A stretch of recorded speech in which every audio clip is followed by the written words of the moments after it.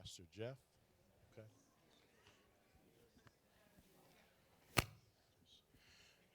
Good evening. I just want to welcome everybody and thank you for being here, for supporting my students who had this idea, which I think is a phenomenal idea. Um, I just want to give you some background. I'm new to Mount Juliet, and the first day that I started teaching here, I asked the students, in addition to the curriculum that we were going to cover, what do you want to happen? And this young lady here, Terrellyn, said, we want Cyntoia Brown to come here and talk to us. So it wasn't my idea. So I'm a big believer that wisdom comes from the mouths of babes or young people. And so we got on it. And then we got support to order 25 books. And that's what they wanted. And we spent a portion of about 30 days reading the book, having discussions, having questions, doing some work that actually, without Santoya knowing, she led us through her book. One of the passages that you'll hear read deals with forgiveness. And so they did their own reflection on forgiveness and the importance of that. Another thing that they did, which was led to us from the book, there was this thing that Cyntoia had to do for her last class at Lipscomb called Developing a Learning Map. So they did that. Something else happened I need to share with you and be transparent. We initially presented the idea, and the principal was in favor of it, to administration to have her come. As you know, sometimes lawyers can be risk averse. And they came up with a reason why we could not do it at school. I'm so proud of these young people because they refused to accept no for an answer.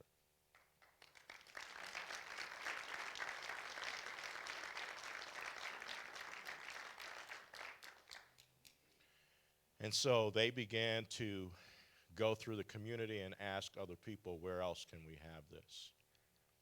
And that's the type of energy that we need to change the world that we have today, where things are just so divisive and people are abdicating their voice to remain silent in the face of things that are not right.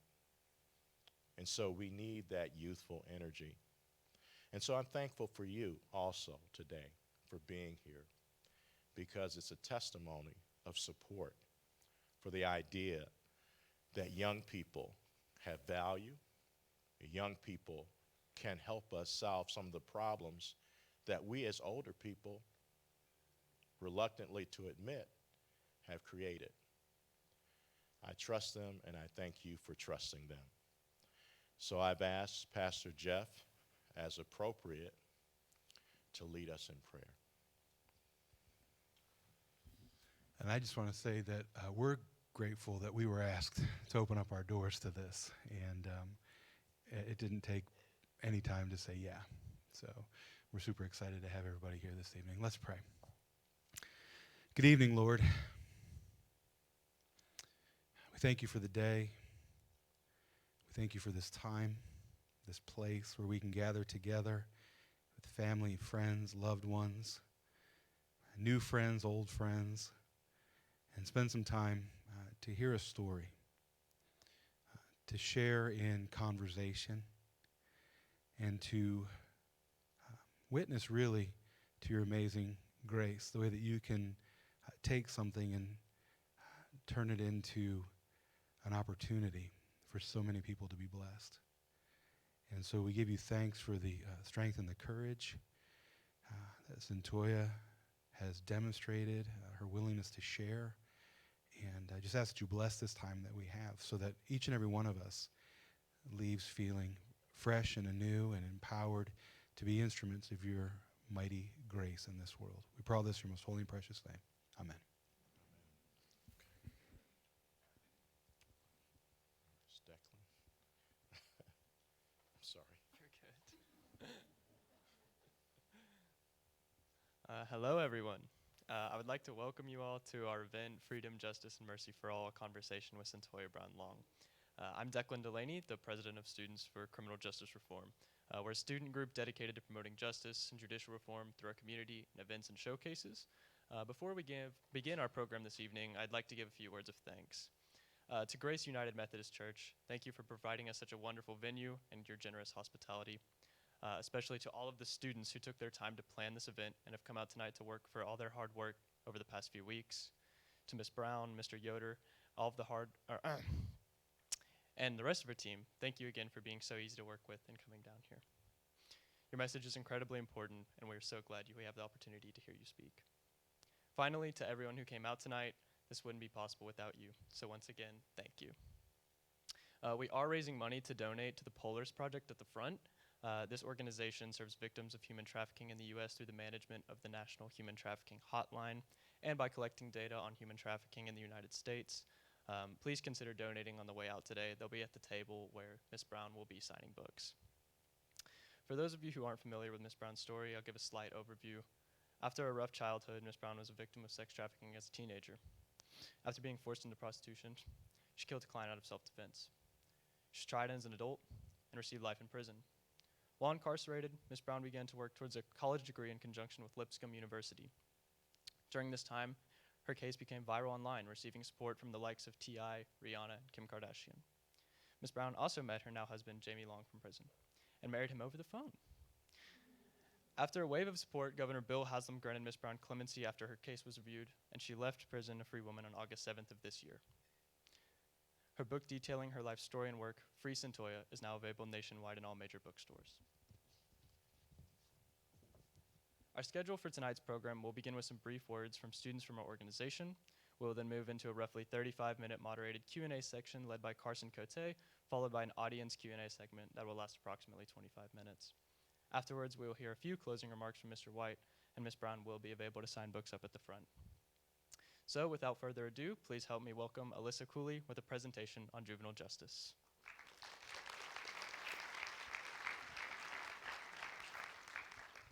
Hello, everybody. My name is Alyssa Cooley, and I will be doing a quick presentation on sex and human trafficking. There should be a slide up in just one moment, but our first slide will say how human trafficking is basically an organized crime in which humans are treated as possessions to be controlled and forced in prostitution or involuntary labor. So, for example, like an example sentence, Miss Brown was a victim of human trafficking. So there are an estimated of 40.3 million victims of human trafficking globally, and 75% of those victims are women and girls. The average age a teen enters the sex trade, they are normally around 12 to 14 years old. Did you know that 94 minors are trafficked in Tennessee each month? And a large amount of trafficking cases have been reported in Davidson and Williamson counties. This is why a program like this is helpful to spread awareness.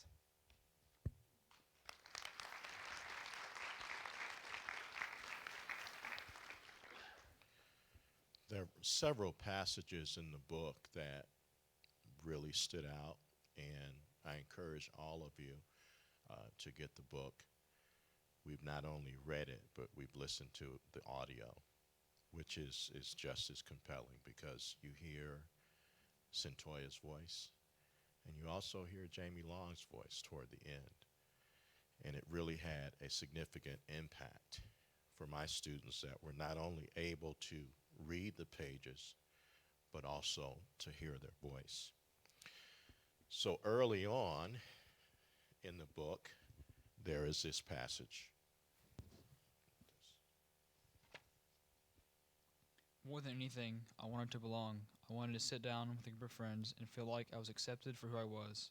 That I didn't have to try to fit in, but it didn't happen. I felt awkward and alone. Santoya was adopted, and there was a struggle with identity because many of the kids that she went to school with, she did not look like. So there was this urgent need to fit in and belong. Even though she had the love of parents, her adoptive parents, there was still the question and the questioning of self and value. Many of these things led to some of the challenges that she faced. I want to move further and talk to you or have someone speak to some of the things that ended up being distractions toward self-destruction.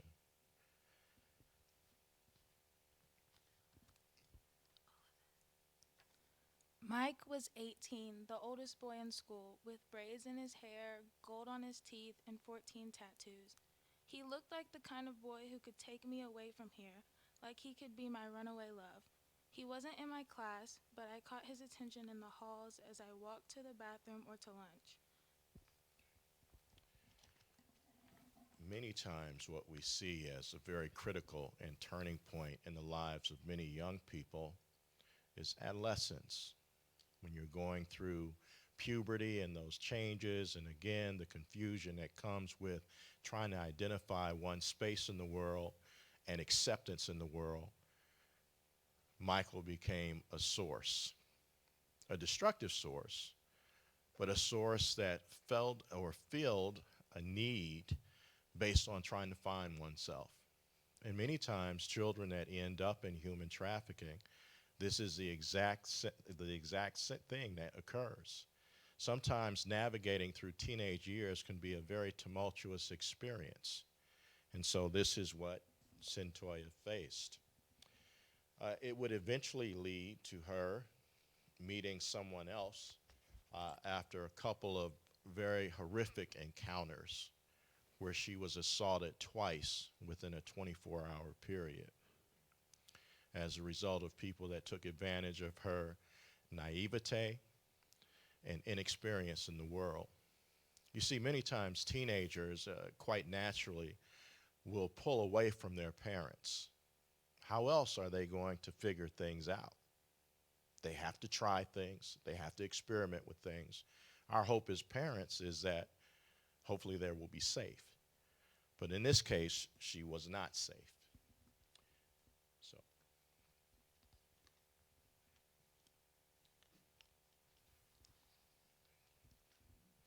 But all that changed that night. Cut made me flirt with a pizza delivery guy over the phone to get a discount. The first time I did it, he couldn't have been happier when we ended up with 2 pizzas, wings, and 2 liters of pop for $2 and some change. Then we found out the guy lived with his roommate at the same hotel. So many times when we have young people that end up in these spaces and places, no one has really taught them the value of their self-worth, and sometimes people can take advantage and have them focus in ways that really aren't reflective of who they are called to be. And so this happened to Cyntoia with an individual who treated her like property, who abused her, who conditioned her, and who programmed her. Well, some of you, and we've had people that have said that we make choices.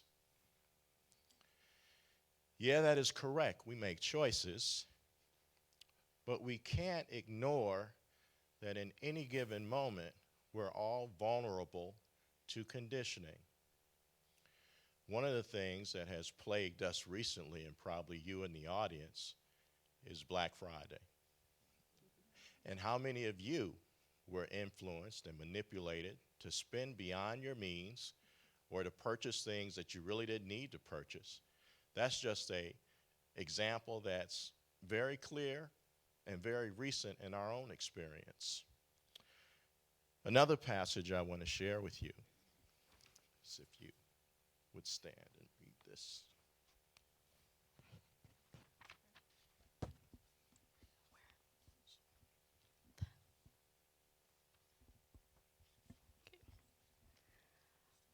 Kathy and I got to work drafting a bill. Our idea was for the court to review cases of juveniles with life sentences after a minimum of 15 years served.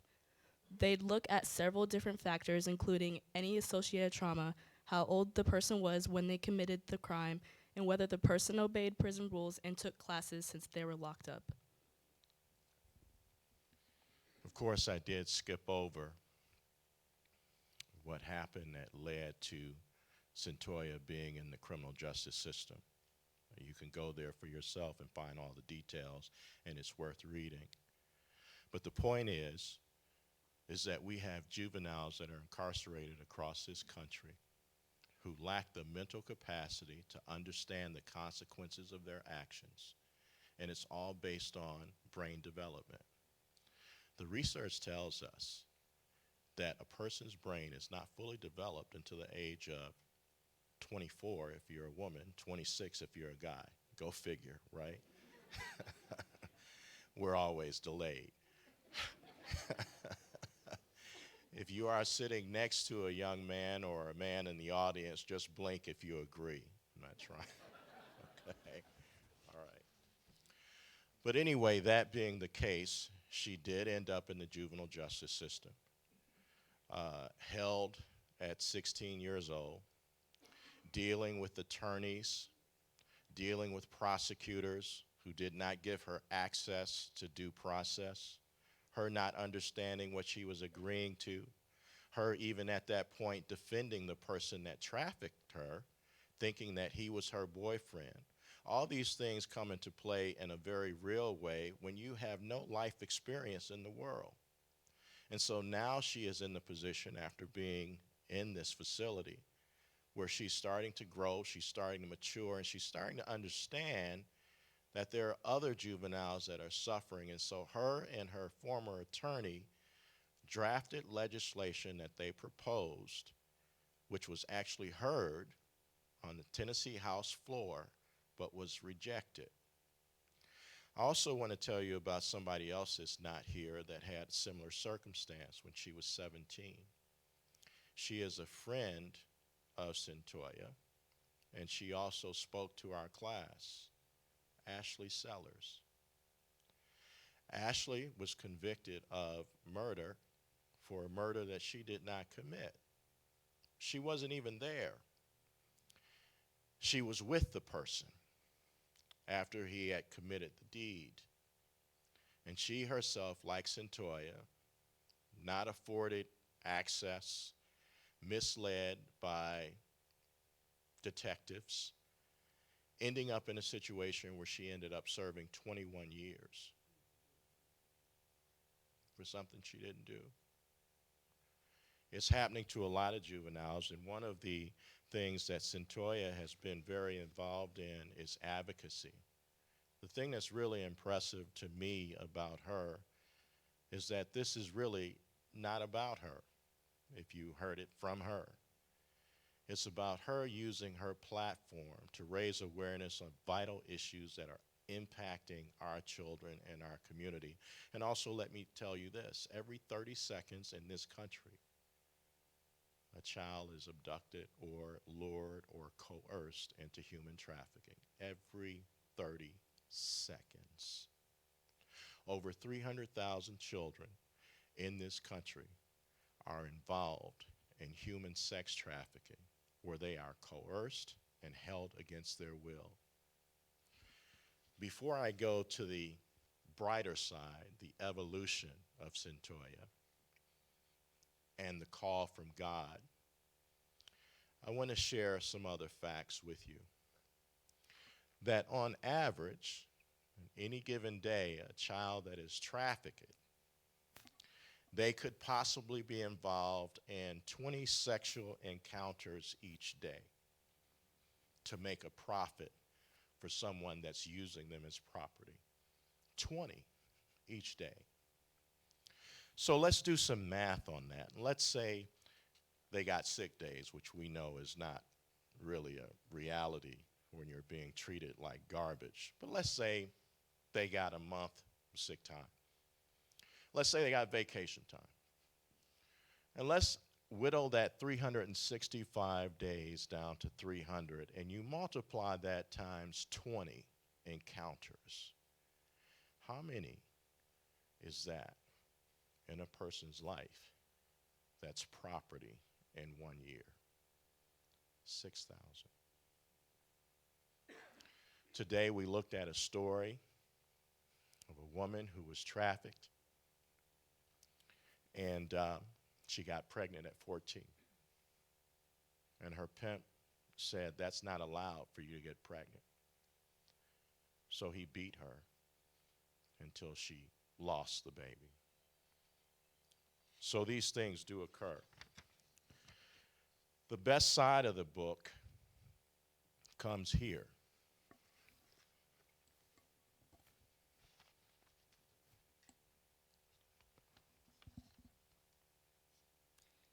Kathy got me in touch with a woman named Stacia Freeman, who founded a group called Epic Girl.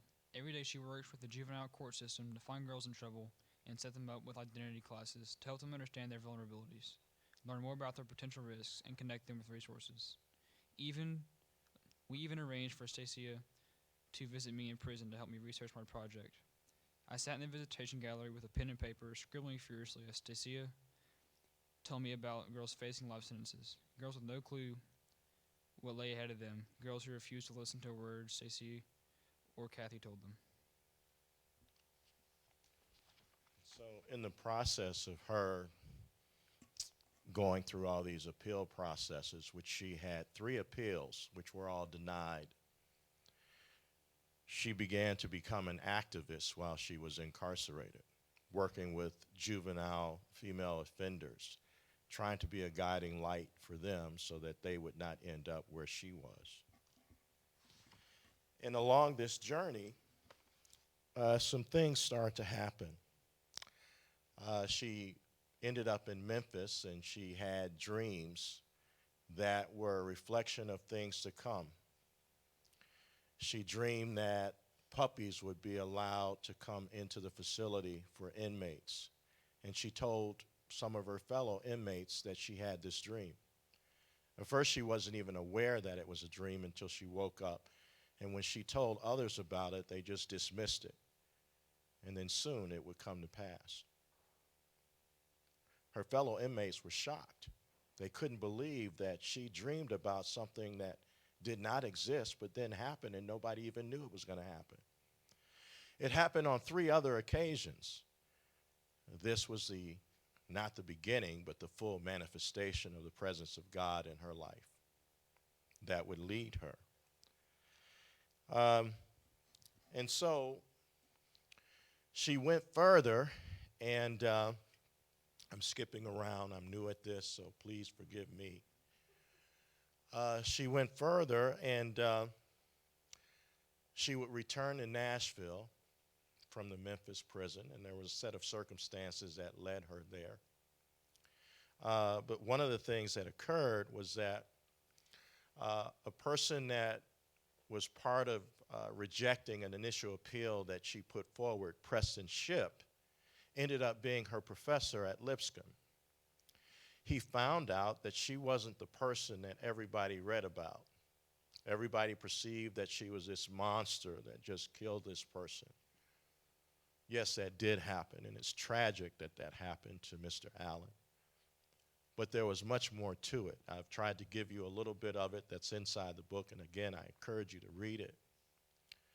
But the other thing that began to happen was when she was removed from Memphis and sent back to Nashville, Preston Shipp had a meeting with a person second in charge with the Tennessee State Department of Corrections. And he ended up visiting the Memphis prison and walking into Cyntoia's cell. Again, God's hand. When she had been given life, she wasn't supposed to be let out until she was 69 years old. That was it. 3 failed appeals. The only thing left was a governor's intervention. And even still, God is calling, and God put it out such that one of her former attorneys would go to a restaurant where she would end up sitting right next to the governor. How can you explain all these things? And then all of these celebrities that began to come out and speak on her behalf, LeBron James, Rihanna, and on and on. How could you explain these things in the face of 3 failed appeals? But there was something left undone, and I want to find it. And it comes from her husband, Jamie. Toward the end, as she's trying to keep the faith, there is something that happens. And I'm having difficulty finding it, so I'll just tell you. Jamie said to her, and Jamie was a person that wrote her while she was incarcerated, because in the middle of the night when he was having writer's block from writing music, that's his profession, he decided to go into another room, and there was a television playing where he saw the complete story of Cyntoia Brown and felt called and compelled to write her. They began communicating. And then as she's moving toward her last appeal, Jamie said something, if I could paraphrase, and if I get it wrong, I do apologize. He said, maybe there's something left yet undone that needs to be done for you to be in the right place for God to truly deliver you.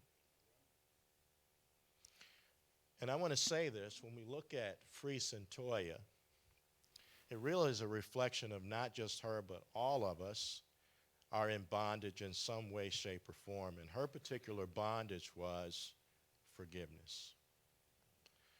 So Jamie said to her, maybe God is asking you to forgive your mother, Gina, who abandoned you as a baby and who drank alcohol while she carried you. Maybe that's what you must do.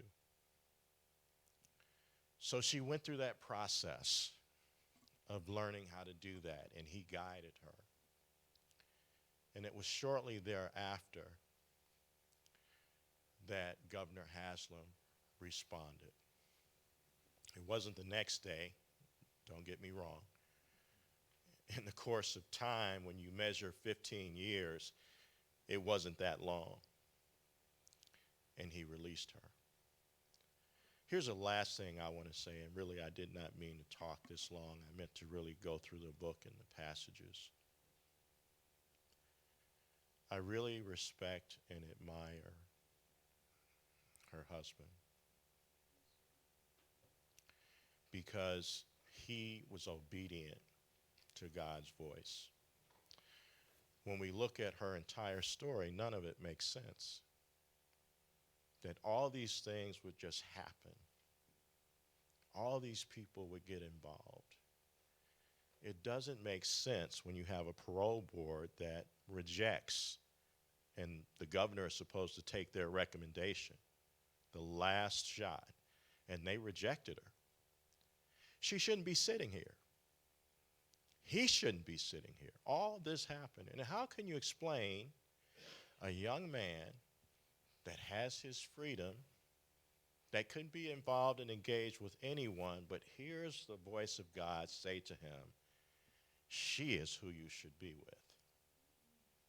Such that he sold his car, he moved from Houston, Texas, and came to Nashville before even the word came out that she was going to be released, because God spoke to him and said, do this. So in faith, he moved. And so I'm so humbled to be able to lay eyes on such a man and character when we so desperately need that in families today. So that's all I have. I just want to bring Jamie Long and Santoya to the stage, and two students that will engage you in questions and conversation.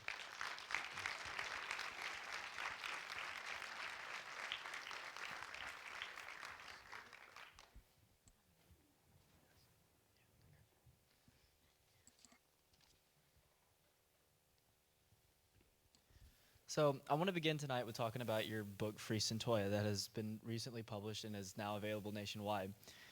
This is a huge achievement for you, and I just wondered if you could walk us through your decision to write that and the process that you took to write it. Right. So as he said, my story is not just about my experience. This is the experience of so many people, so many young people today. There are people still going through this. And when I was going through it, I didn't have a blueprint, right? I didn't have anybody who had been through the same things. There were people who were in the system who were dealing with me who hadn't really dealt with this kind of thing. And so I thought it was important to lend my own experience to this narrative. And it was a process that took many years to write. I started and I would stop, I would get stuck. And finally, I was actually in a church service when a minister was anointing everyone. I had worked in the chapel, and she came to me and she said, God said, write the book. And I'm thinking, well, I've only been trying for about 2 or 3 years, but okay. So I sat down, and this time it was completely different. It just started flowing because I was at a point where I saw where God's hand was in the entire story, and I could see what he was doing throughout my journey, and that's the important key to everything. And Jamie helped me to discover that, and that's what really got me to the point where I was ready to share the story. So in your book, you talk about your newfound relationship with God and the faith. How has that deepening of your faith changed your personal outlook of the world? It's changed everything. Everything that you can think of. When you look at it through the eyes of faith, you just get this peace, right? I can remember feeling, especially when I was young, when I was you guys' age, something would happen and I would just think that this is the end of everything. I'll never come back from this. I don't even see how, it's a teenage thing, right? But adults go through it too. So me being able to see that those moments that I thought it was over, those moments I didn't know how I was going to get out of these situations, he always worked it out for my good. It showed me that his will is so much better than mine, and his plan is complete. It's perfect. He has a plan for everything, and when you can't see it, you just got to trust it, and you just got to know that he's going to work it out. And it's just given me a peace beyond understanding. So your story of the redemption in the American prison system is truly inspiring. You were able to deepen your relationship with God. You earned your college degree from Lipscomb. You spearheaded a movement for human sex trafficking with the Glitter Project. But what do you believe helped you keep on the right track?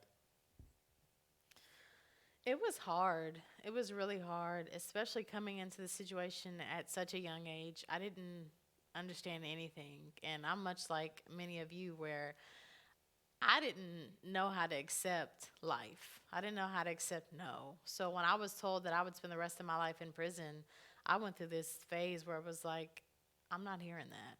I'm going to get out of here. I don't know how. I started teaching myself how to study case law. I started trying to educate myself on the system and how it works and how I could get out of this. But behind that was just this defiance, right? This grit to just keep pushing through. Even when I didn't know how I was going to get through, I just knew that I was going to continue pushing through. So speaking of the Glitter Initiative, can you explain to us more of what that is? Right. So The Glitter Initiative was actually part of the Capstone project. As he mentioned, Miss Stacia Freeman, who she just joined us, she had actually come as part of my college assignment. I had to look back over my journey, my learning journey, right? All the things that I learned, not just from school, but from life itself. And I started to see all of these unhealthy patterns, all these unhealthy understandings of relationship, of sex and what it means. And I saw how that played a role in me ending up 16 years old being trafficked. I saw that the man that was trafficking me, he was standing at the end of a journey that started long before I had ever even met him. The unhealthy behaviors and the unhealthy practices had led me straight to that. And I felt that other people should know this. I felt that we should start having conversations about this. I didn't know that I was a trafficking victim till I was almost 30 years old because I didn't know what trafficking was. When I heard about trafficking, it didn't look like me. And that's not the narrative that was out there. And so I believe that this should be contributed to the narrative. This is what we should be talking about, and we should be having conversations with one another about it, right? That's where it comes from, the grassroots learning initiative on teen trafficking, exploitation, and rape. So it kind of detoured a bit whenever it was first launched, and instead of just talking about it as a whole, it was my individual story. And now that I'm free, you know, I just want to highlight other stories as well because there's so many other voices that need to be elevated. So my husband and I have started a nonprofit, the Foundation for Justice, Freedom, and Mercy. Ms. Stacia is also on the board, and we'll be launching the Glitter Project. Oh, and Wes as well. Wes is on the board as well. Oh, Stacia, raise your hand. I keep referencing you.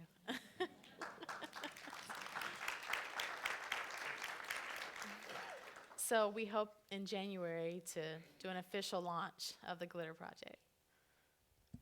So now that you are out of the system, how have you adjusted to life outside of prison, and what are your plans for the future?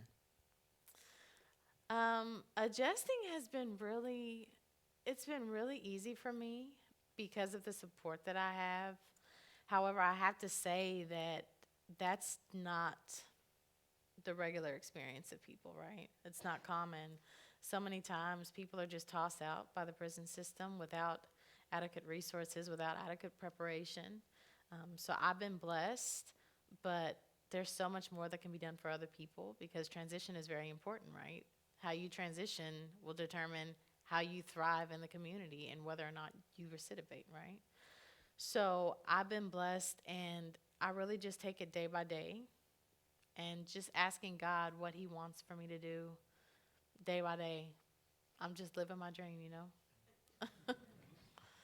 So reflecting on your past, if you could say something to your teenage self or teens that find themselves in the same positions you were, what would you say? I would say, number one, you're going to get through it, right? There's a story that I had held on to that was spoken to me by a pastor that had visited the prison, and he talked about this father and this son who they were rock climbing. And the father was higher up on the rope, and the son, he was beneath him, and the son starts freaking out because the rope started to tear. And he's like, Dad, the rope's breaking, I'm going to fall. And the father just calmly looked down, and he said, Son, it's okay. If you just reach beyond the breaking point, you can continue to climb. And that was so powerful that I've carried it with me for almost 10 years now. And all those dark moments when I didn't know how I was going to continue to go on, I didn't know what life meant beyond that moment, you just keep holding on and you just reach past that point and you'll get through it. There are people in the community who are here to support you, who have been through what you've been through, even though as a young person you think that older people, they don't get it and they just don't understand. There are people, there are healthy people who can support you and who are there for you, and there's so much life that lies in front of you, and you all have so much potential. And, you know, there are people who believe in you. I believe in you. And so I would tell myself that because that's what I needed to hear at that age. So while you were in the system, you faced a lot of obstacles. What was the hardest obstacle you faced, and what did you do to overcome it? Oh, it was an obstacle just waking up every day in that place. It really was. Just, hope, just maintaining that hope. That was huge. Just knowing that, like, I would come out of this. God always put it in my spirit that I wasn't going to do life in prison. But whenever I had met Jamie, all of my appeals had been denied. And so in the earthly realm, it was looking like it was over for me. So it was really hard to maintain that hope and just not give up. A lot of people in prison get to the point where they just give up. They don't care about doing the right thing anymore. They don't care about how their actions affect other people. They just kind of just give up. They just give into it. And, that was a struggle to not do that and to just choose to live a meaningful life despite the circumstances and despite the odds. So in your book, you wrote about the concept of restorative justice. Can you elaborate, like, what that is and how it fits into our criminal justice system today? For me, the simplest way I can put it is seeing people as people, no matter what they've done, no matter, what the circumstances are, right? Seeing each other as people, as members of the community. When something happens, it disrupts things, right? So whenever I was going through judicial process, we learned about the concept of shalom. And whenever shalom has been broke, whenever it's been disturbed, back in the day over, I guess it was Jerusalem, I'm not sure, but wherever they practice shalom, they would come together as a community to determine how do we restore this balance. And in our justice system now, it's less about restoring a balance than it is about just punishing, than it is about just following this rigid set of guidelines. This happens, so this needs to happen. The person on both sides, the defense and the victim, like, they're just completely removed from the equation. And you always see these situations where a sentence has been handed down, but there's no healing on either side of it. So the person is just completely removed. So human trafficking has devastated thousands of families across the U.S. Do you have any tips on how to recognize human sex trafficking and, like, how to make sure those people get the help they need? Yeah, so number one, you have to start actually having relationship, right? Because this is where, like, you'll pick up on things. I can remember so many people, so many adults who were around when I was out doing what I was out doing, and they just kind of just glanced over me, like I kind of wasn't there, right? I had older boyfriends. Nobody really batted an eye about that. When you start seeing young people coming up with money and don't know where it's coming from, but all of a sudden they start having it, they start dressing differently, they start acting differently, they start hanging around older people, this different crowd of people, secretive a lot. There's so many signs, but you're never going to pick up on it unless you pay attention, unless you actually work at having a relationship with these young people. And I know it can be hard. Sometimes they don't always want to let you in. Sometimes they don't want to talk about what they're going through, but you have to be that person where there's that space where they know when they're ready, then they can come to you. But you can always go to Epic Girl. I know Epic Girl, they always educate people on signs. Polaris, as you said, you're raising money for Polaris. You can go to their website. They have resources there to let you know how to identify it and then also how to report it. If you ever suspect human trafficking, if you see something, you need to say something. There is a national hotline in place for you to do just that. So another huge issue with human sex trafficking is that victims oftentimes aren't viewed as victims, and they don't realize themselves that they are victims. At what point in your story did you realize that you were the victim of sex trafficking? Right, so I mentioned earlier, I was almost 30 years old, and I had always been told that I was a teen prostitute. I would see human trafficking victims as people who'd been brought over from another country, right? The white girl that gets kidnapped and thrown in the trunk and forced to do things, that's a trafficking victim. For me, I was just a young prostitute. And I was told that not only by the community, I was also told that by the DA, by the court system. And you see that a lot. You still see that today. You still see that there are certain individuals who think that some young girls just choose that life. Some young girls are just fast or promiscuous. And it was actually a campaign by a group here in Tennessee called End Slavery that forced me to really understand what happened to me was not my fault. it was not okay and it was actually exploitation, that I could not consent to my own exploitation because there is no such thing as a teen prostitute. So what can we as a community in a high school and a congregation do to raise awareness for human sex trafficking? Well, I definitely hope that you'll support the Glitter Project whenever it comes out in January. What we're doing, we're working on everything now, getting a website up and all the social media platforms. But it's really about listening to these stories and these narratives and sharing them, right? Having these conversations, coming out like you did now, like wanting to get interested, wanting to get involved, wanting to educate yourself. And that's so important. What I found through my own research was that the social norms that are in place really kind of support trafficking, whether you know it or not. And that has to change. It has to change with what we find is acceptable. We encourage young people to do so many things to find acceptance with other people. They're on social media posting half naked, and that's glorified.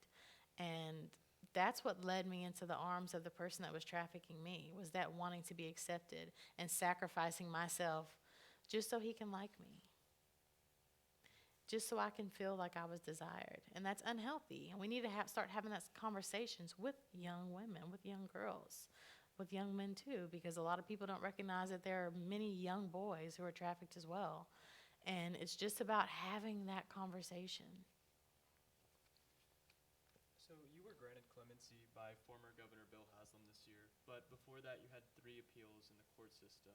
How did you stay positive and dedicated throughout that process after every appeal? It was rough. You know, every time you get an appeal, you always think, like, this is going to be it. Because you think, you know, your attorney, he's put together this great packet, this great case law he's found, and all the factors in this case are just like the factors in your case. But you quickly find out that in the law and in case law, for every argument that supports yours, there's another argument that undermines it, right? You can find case law to support any position that you take up in the courtroom. And every appeal, I found out that I ended up on the short end of that. And you always think you're going to win, and when you don't, it is devastating. But you have no choice but to keep hoping and to keep pushing. There are women now who have exhausted all their appeals, and they just hope that the law changes. Every time that a bill gets introduced in the legislature that cuts down sentencing or that offers parole opportunities for more people, you always see them get so excited and so full of hope. And even when it goes away, they're still hopeful that it'll still happen. So you just kind of just depend on change. You depend on God to just bring that however he brings it. But what you're doing here by coming here tonight and showing that you're interested, it means so much to those people in there because they're depending on people to step up and advocate for change, just as you're doing now. So thank you very much, Ms. Brown. We're now going to open the floor up to any questions we have from the audience. So please raise your hand if you have a question and speak clearly into the microphone.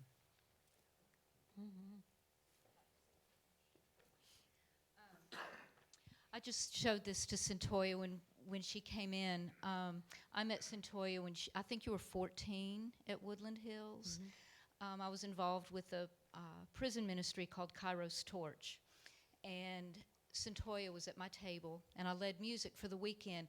And y'all's teacher, was talking so much about forgiveness.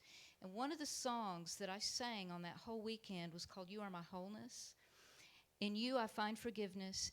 In you I find release. It's a wonder you take all the blunders I make and so graciously offer me my peace. Offer me peace. And I want to give you this, but also I have Cyntoia's autograph on here. And I knew at age 14 that there was something special about you, because when we sat and we had conversations together, there was a peace about you, even at Woodland Hills, and I have prayed for you so much and followed your story through this whole thing. Thank you. I'm so proud of you. Thank you.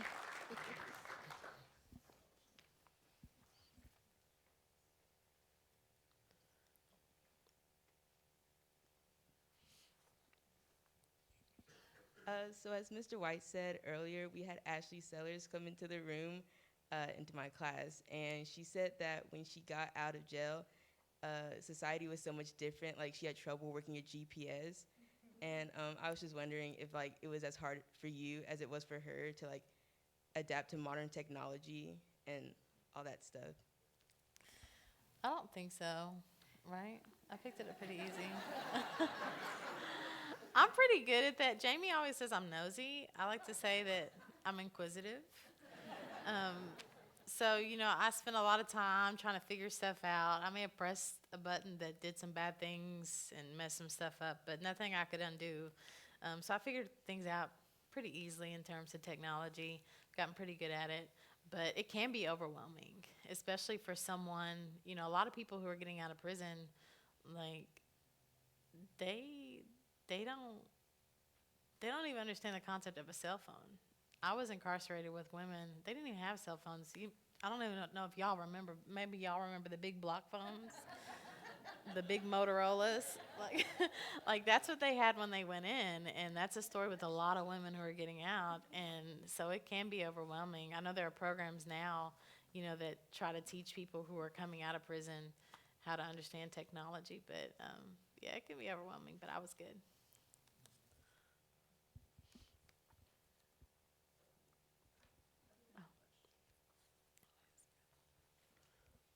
Wow. I think I can safely speak for our congregation here, our church community, and say what an incredible blessing you are.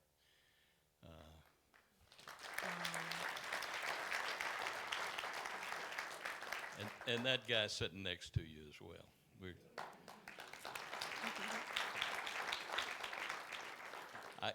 One of the things I got, here's an old white-headed guy on Google, but I actually Googled this afternoon. How many people are incarcerated in the United States?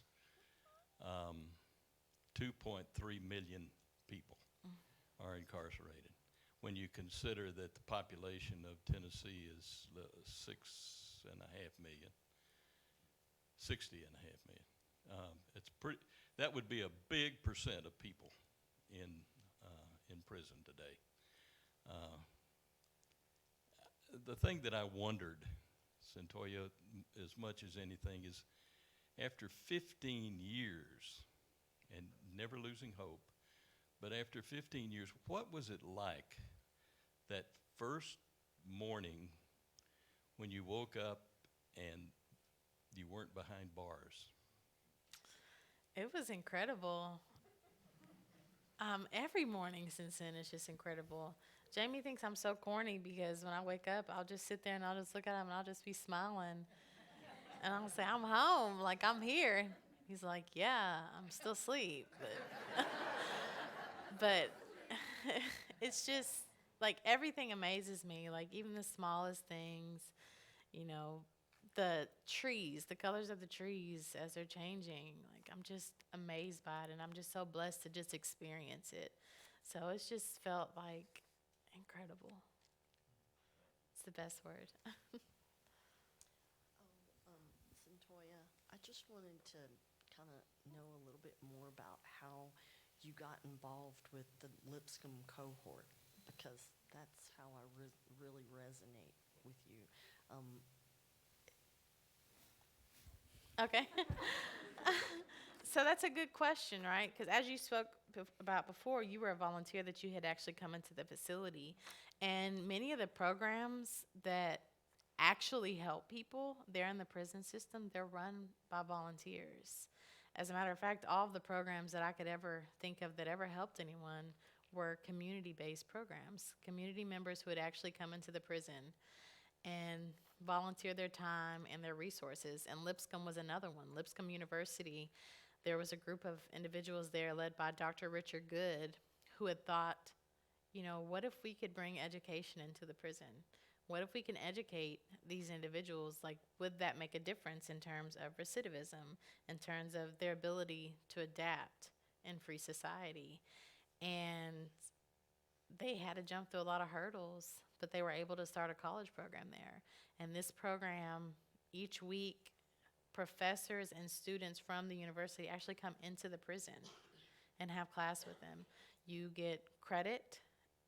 You don't have to pay a thing because they go out into the community and raise money.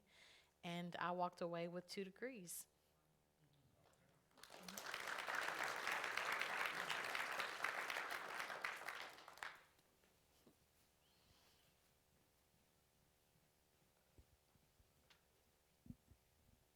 Hi. I think, of course, that Mr. White and the Criminal Justice Club are doing a great job in outreach and education, like you said. How do you think we can use our education system as a tool to help incarcerated people, help victims of sex trafficking, and just kind of improve the justice system as a whole? Good question. Number one, bringing education into the facilities, bringing education to people who otherwise may not have access is so important. A lot of times you got to get very creative with that. Number two, actually educating people on how to advocate in a meaningful way, right? So when we talk about legislation, like I can't vote, right? I can't vote as a felon. But I learned, because the Lipscomb program taught me, that I can easily go to a senator and a representative, and I can go to them with an idea.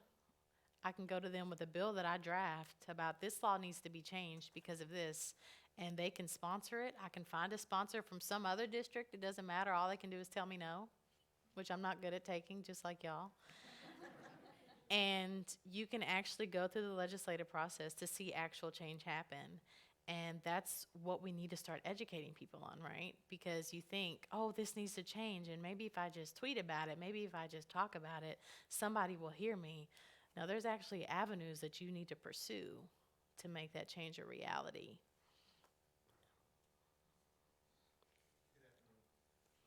Thank you again for your time. This question is for Mr. Jamie. Oftentimes we buck the will of God and we try to go a different direction. How were you able to connect or realize there was a connection between you and Ms. Santoya? Well, good question. So the way we met, when I'm asked this, I've been asked this question. So I like to go back to when we met, and like I was sitting in my room, and she had been on my TV for 3 days, and I clicked on the documentary, and I seen it was an hour long. My wife will tell you, I do not watch TV no longer than 10 minutes. My attention span of TV. So when I seen it was an hour long, I was like, yeah, no way. An hour later, I was like, wow, and I walked out the room, and before I could get to the other room I was going, the Lord said, stop and write her. I said, tell her what? I took the advice of my mother. I do not talk to strangers. I wrote her, and in the letter, I simply told her, prepare yourself. You're about to get out of prison. The Lord is telling me to tell you that you are about to get out of prison. I put it in an envelope. He said, take it back out and burn the edges. I said, okay, this is getting kind of crazy. But it's in those detailed moments when you know the Lord is speaking to you, every detail matters. And it was the burnt edges that got her attention. Mm-hmm. I didn't expect to hear back from her. I was expecting to do my thing. I'm living. I'm young. I'm successful. I just got my dream car. Prison. After we were writing for 4 months, I went to visit her. And that young lady that I seen on my TV in the orange jumpsuit, when I walked in, the Lord said, okay, that's your wife. So I knew right then and there that my plans and the plans I had for my life went straight out the window. And I told her, you're getting out of here. I need you to start believing it because faith comes with, it comes without sin. But you have to believe. And now you're looking at her. She believed. Look at her. Amen.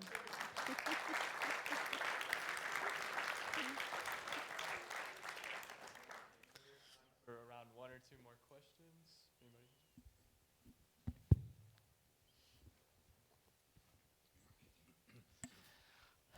Ms. Brown, you had professors to guide your academic career, and you've talked a great deal about your faith development. Did you have a spiritual director, someone who was able to help you and guide you in that faith development? This is my spiritual director right here, that was able to guide me. You know, in the beginning, I was relying on religion because that's what I had been taught. Growing up, I was raised missionary Baptist, went to church every Sunday morning, every Wednesday night, and I knew all about religion. But that didn't get me anywhere. And I went through a period of more than 10 years where I just stopped believing because I saw that religion wasn't helping me at all. It didn't do anything for me. I was still sitting in a prison cell, and it didn't seem to be getting me out of there.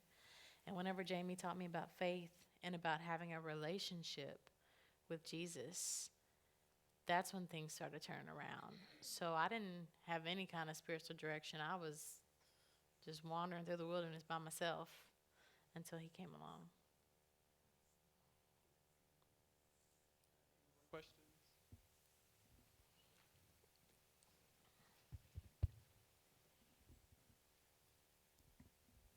I just have a quick question. What made you want to call it the Glitter Project? That's a great question. Nobody's asked me that. I thought it was so brilliant, right? When I thought about it, because I was like, it needs an acronym. And what will I call it? And I thought about glitter because I love glitter. And the thing about glitter is it's shiny. It catches your eye, right? It reflects the light. And I knew that light needed to be reflected on these voices, on this experience, on this truth. So it just seemed a no-brainer. Then I just had to figure out what the letters would stand for. And that worked out too. So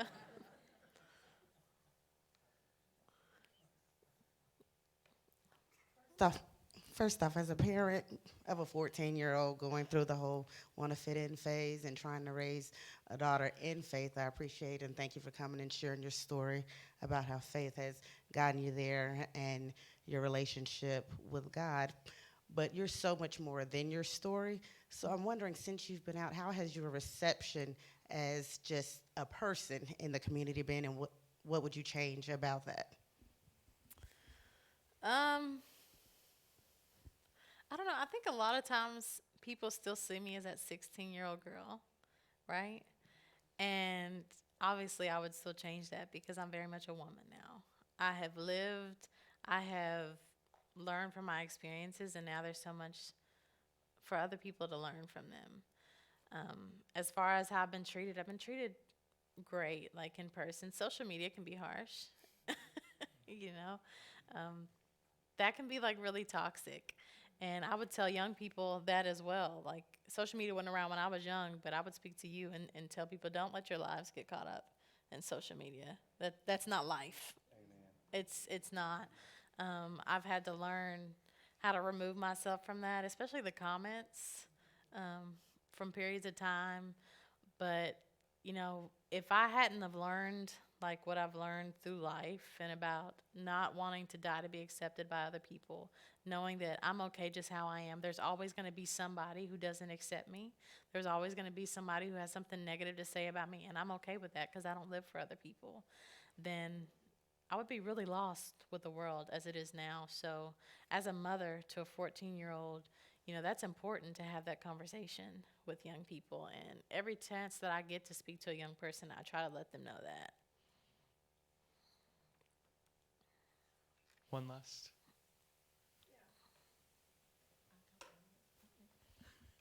Jamie, I just was wondering where your religious background came from, where you first met the Lord. I was raised, my whole family, I was raised that way. And, you know, the Bible clearly says, you train up a child in the ways of the Lord, he shall not depart from it. So I'm standing here, and I mean, my mother taught me, so she put it in me early. I strayed away, and it was like a boomerang effect. He called me right back. He's a Texas man, too. That helps. So. How many people, when you told them that you were writing this told myself I was crazy. I mean, honestly, if you would have told me at that time, next month we'll be celebrating a year of being married and 3 years of being together. So, if you would have told me, but if you would have told me then, at the time I was writing her, that I was actually writing my wife, I probably would have stopped writing, because it's like, I mean,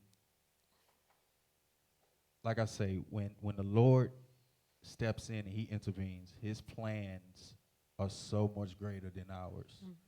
And I'm so thankful that I put that letter in the mail, because I met not only my life partner, but I met my best friend. And it's been beautiful ever since. So.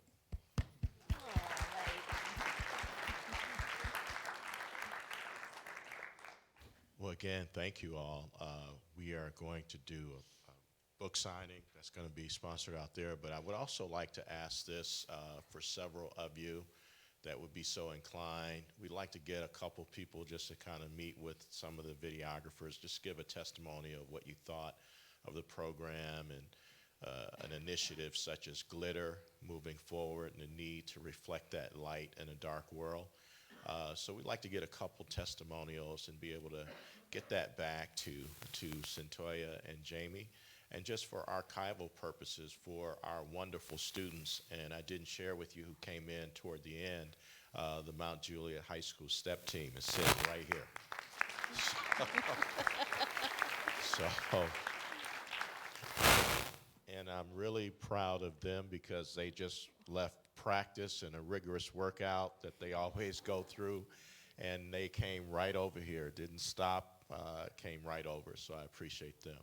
So we'll be kind of posted over here as the book signing will be out there, and you get a chance to shake their hands and so forth.